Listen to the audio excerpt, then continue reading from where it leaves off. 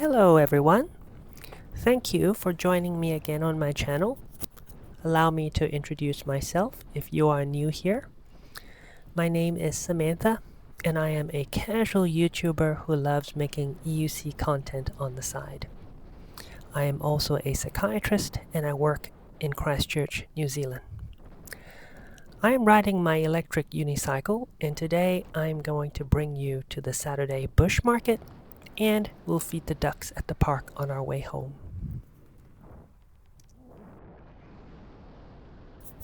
Recently, I published a video about another EUC rider named Ryan who tragically passed away, and this garnered many responses in the comments section.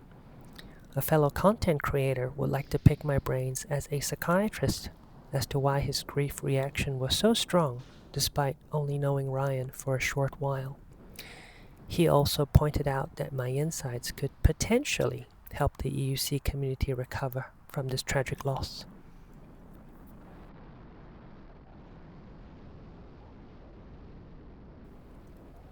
Now, I don't claim to have such healing power, so please take my words with a grain of salt. But as a psychiatrist, I do have a lot of experience treating grief in my clinic. Although I could give you a deep dive, it is more important that I tailor my answer specifically to the original question. Besides, if you want a generic, all-encompassing account regarding grief, you can always consult Google or ChatGPT.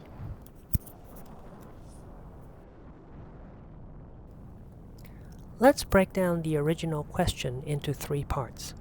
Number 1, what determines the size of our reaction to the death of people around us? Number 2, is it possible to attach ourselves to people deeply over a short period of time? And is that even healthy? Number 3, what role does the EUC community play in regulating our grief? After answering those questions, I will then leave you with some tips and strategies to make the grieving process easier.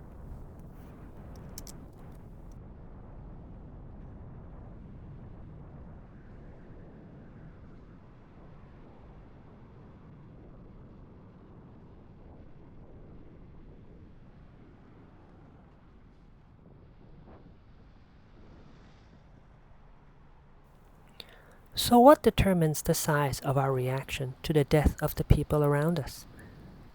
There is a British sociologist named Robin Dunbar who discovered a direct positive correlation between the brain sizes of primates and the sizes of their social group. He suggests that primates have a maximum group size depending on how big their brains were. For example, chimpanzees have the largest brains and an average group size of 200. Gorillas have smaller brains and therefore an average group size of 70. And small primates like gibbons have an average group size of 6.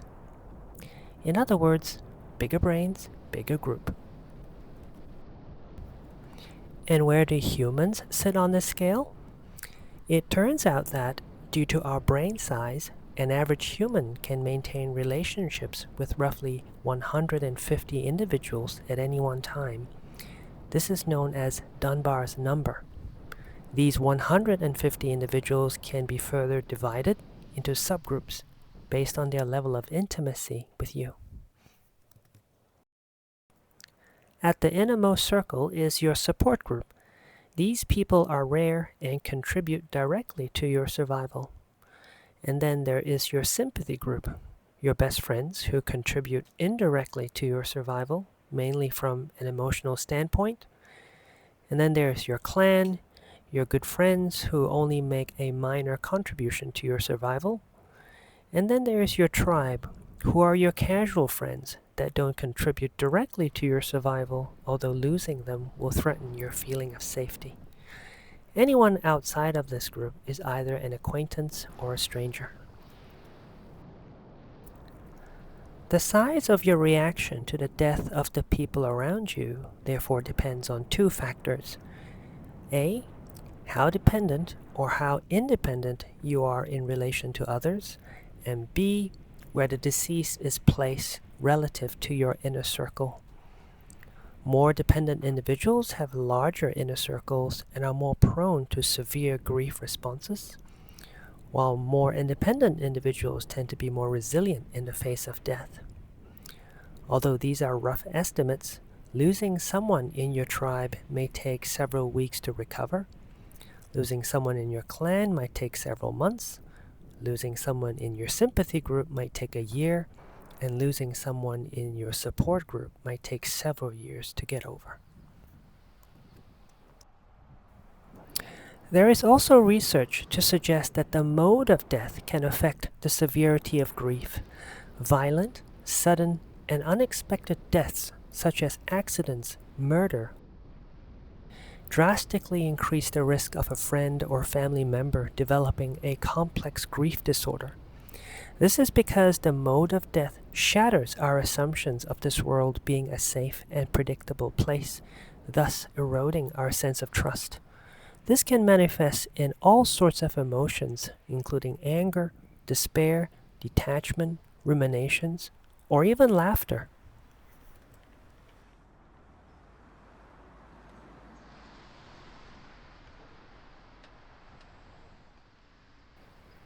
Ryan's death was sudden, violent, and unexpected, and therefore it is unsurprising that his death generated such severe and visceral reactions, which were made worse for people who consider him part of their inner circle, such as his family and his girlfriend. For most of his EUC buddies, I suspect Ryan fell within their sympathy group or clan, and will therefore take at least several weeks or months of grieving to get over. For people like me who are strangers to Ryan, my grief is shallow and mostly affected by his mode of death. So, is it possible to attach ourselves to people deeply over a short period of time, and is this even healthy? The answer is absolutely yes, it is possible. We are naturally attracted to like-minded individuals, and EUC riders share many traits in common. From the very young to the very old, we tend to be thrill seekers and are more risk tolerant. We're also drawn to the aesthetics of riding in EUC, whether it's the armor we put on or the jaw-dropping elegance of moving around on one wheel. Aside from the convenience of skipping traffic, riding in EUC keeps me in touch with my inner child, who loves action and adventure. For many of us, this is the only escape we have from the drudgery of this world. While the world grows complacent, driving in metal boxes, we choose to risk our lives in pursuit of something more liberating and authentic. We are both revered and envied by society because we remind them of what they had left behind and are an affront to their values. All of this make us a minority, a fiercely stubborn minority, I would add. And minorities like us tend to come together to withstand the onslaught of the majority. Therefore, encountering an EUC community feels like stumbling into an oasis in a desert.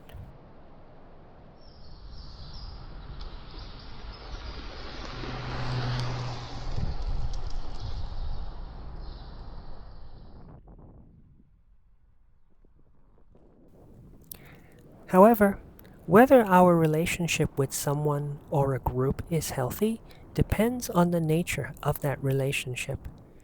It matters less how quickly a relationship is formed compared to the mutual value both parties derive from it. A relationship is considered healthy if it is mutually beneficial, but unhealthy if one party benefits more than the other, and more so if both parties are worse off being together.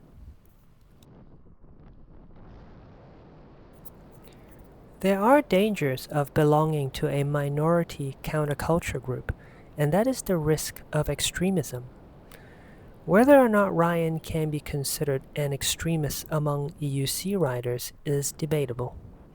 But looking in from the outside, riding a unicycle at 70 miles per hour seems extreme, even for those of us who ride.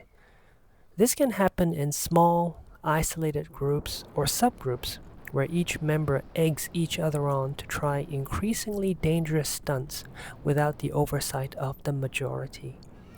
While groundbreaking achievements are set when Lady Luck is smiling at us, the Reaper also lurks around the corner when she is not looking. This is why I avoid group rides, to avoid being pressured into doing things I don't feel comfortable doing. If you think losing a friend this way is reason to stop trusting or attaching yourself to others, please know that you are hurting, and this is a natural but temporary defensive posture. For example, it is common for widows and widowers to exit the dating market for a while to recover from their loss, and I suspect you are doing something similar. You will open up yourself again when the grieving is over.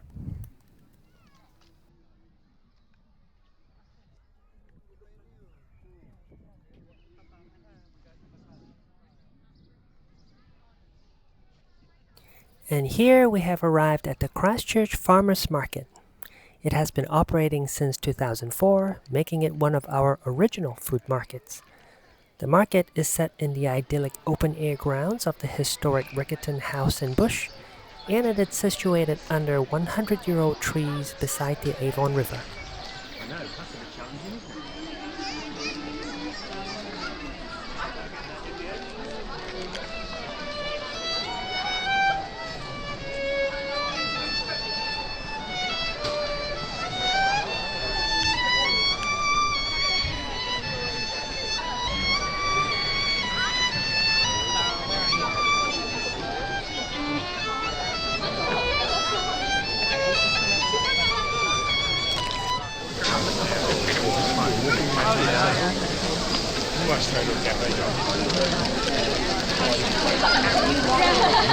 I was looking like, you making it dirty? Yeah, right.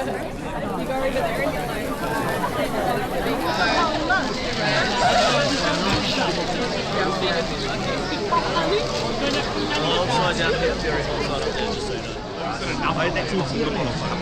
you're like,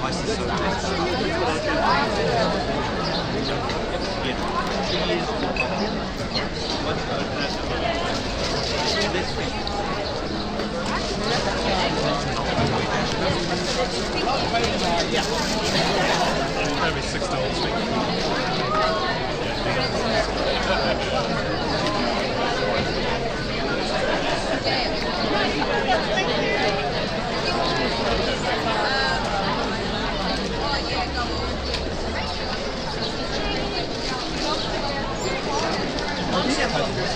Yes, so I'll start with like trying and those. 吃不到了。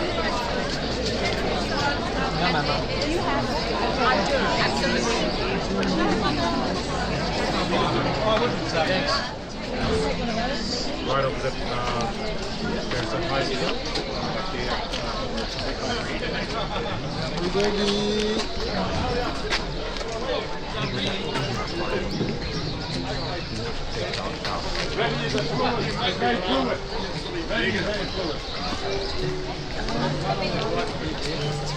Okay, Michael, yeah. Yeah, that's the one. Here we go, mate.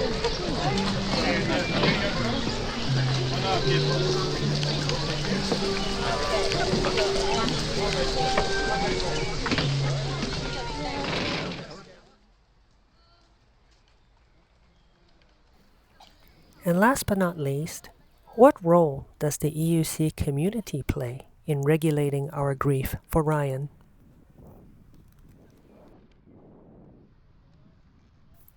Communities will react differently to Ryan's death depending on where he sits on the Dunbar diagram. The EUC community in particular will be divided on this and can therefore be a source of comfort or agony. Many have long held the view that faster wheels are more dangerous, while just as many believe that faster wheels are indeed safer. This strange conflict is born out of the diverse attitudes and visions that EUC riders have towards the sport. Rather than getting into a debate over which is better, It is safe to say that there is danger in everything we do, from driving cars to riding EUCs to just plain old walking, especially during winter. All we can do is prepare for the worst and hope for the best. I imagine the community's feelings towards Ryan are mixed, and so are his family's feelings towards them. Although I don't feel directly responsible, I am guilty of encouraging the sport the way I did. That is, to keep pushing boundaries. I too have experienced cutouts and wouldn't want that to happen again. Perhaps it is people like me who are the real problem.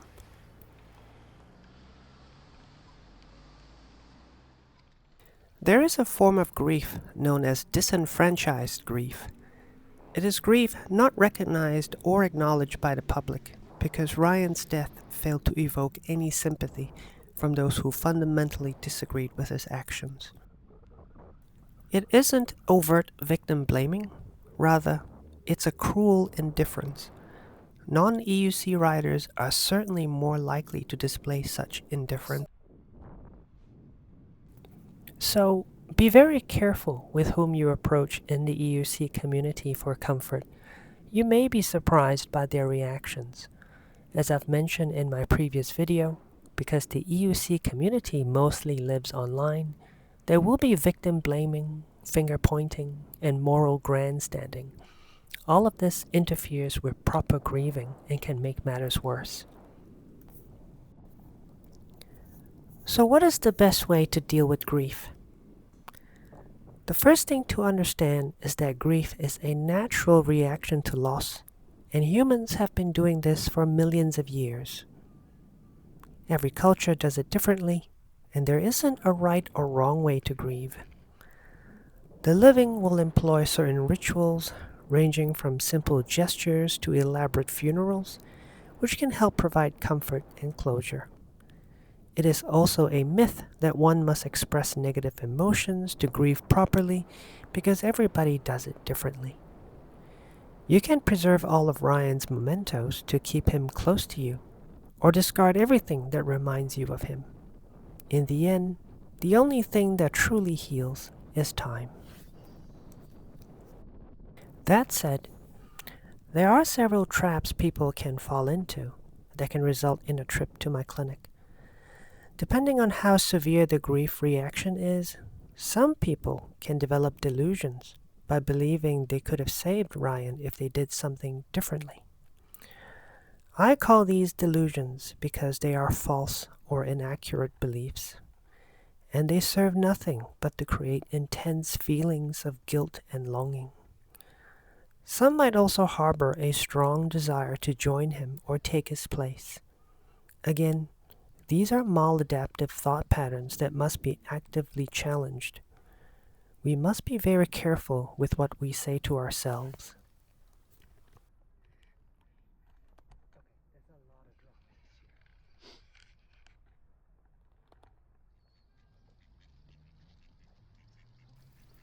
Grief will come in waves. You might feel fine for a moment until it hits you like a train.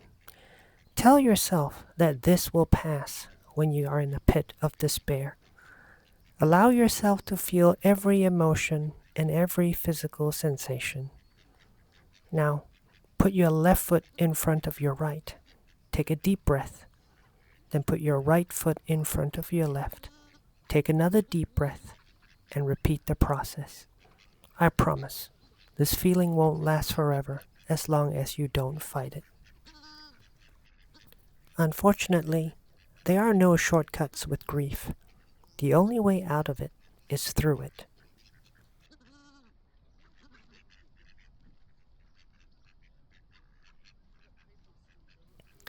Losing someone dear is no different to any traumatic experience. Fortunately, our brains are equipped with very effective evolutionary mechanisms to process trauma, but it involves reliving our experience repeatedly until we become desensitized. This explains the intrusive thoughts or recurrent dreams one might have of Ryan. Over time, The thoughts and dreams will subside as our brains rewire themselves to accept a new reality. That is, Ryan is never coming back, and he lives only in your memory. How you choose to remember him is entirely up to you.